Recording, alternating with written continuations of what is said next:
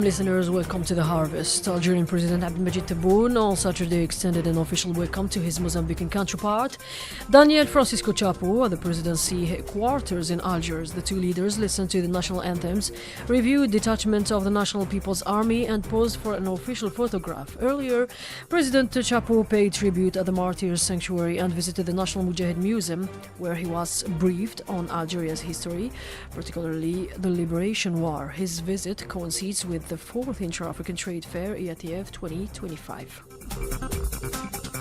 The fair continues today at the Exhibition Palace with a rich agenda, including the African Trade or the Africa Trade Investment Forum. Discussions will highlight the role of small and medium enterprises, women's contribution to trade, and the use of local currencies in intra-African exchanges. In parallel, participants in the African Auto Show called for stronger regional cooperation to build a continental automotive ecosystem that meets Africa's growing vehicle demand.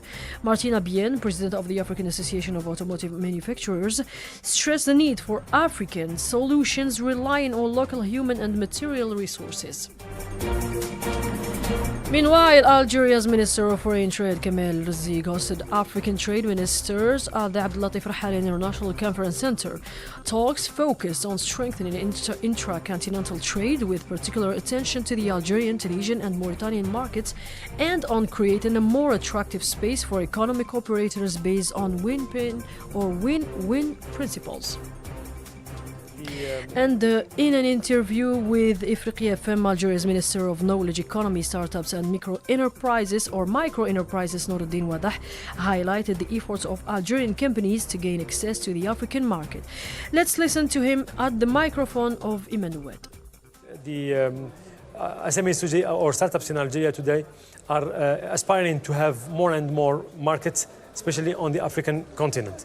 Now the challenge is how to address this market, which is not easy. But at the same time, we have an important number of our competences abroad, in Europe or even in Africa, who can help on this effort.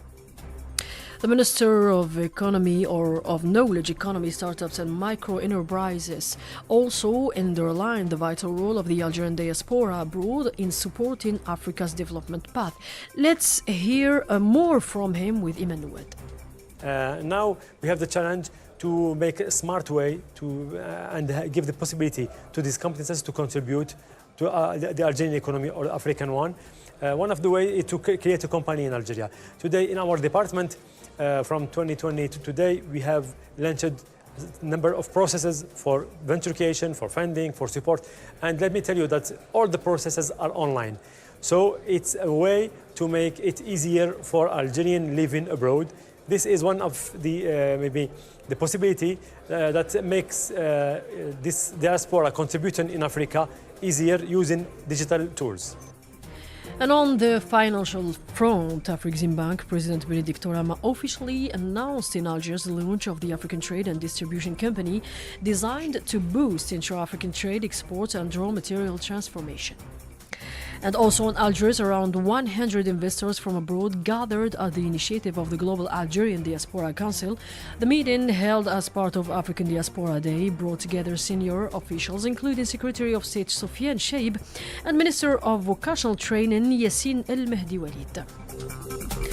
Elsewhere, the Association for Resource Monitoring and Environmental Protection in Western Sahara strongly denounced what it called the European Commission's flagrant and unacceptable maneuver to bypass European Court of Justice rulings that annulled 2019 trade agreements on agriculture and fisheries signed with Morocco. And health concerns. The Africa CDC reports that 23 countries have recorded nearly 214,000 cholera cases and more than 5,200 deaths so far this year, with a fatality rate of 2.2%, already exceeding last year's toll. And this concludes our today's Harvest. Thank you for listening.